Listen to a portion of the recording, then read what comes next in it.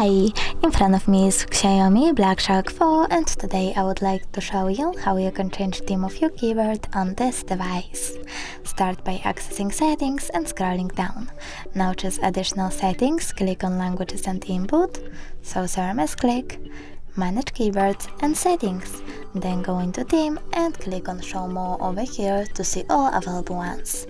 When you're done, you can pick one of those images, click on the switcher next to keyboards to enable or disable them and tap apply. You can do the same with one of those colors. So now when I go back, I can see that theme of my keyboard has changed. Thanks so much for watching. If you enjoyed this video, leave a like, comment and subscribe. Bye!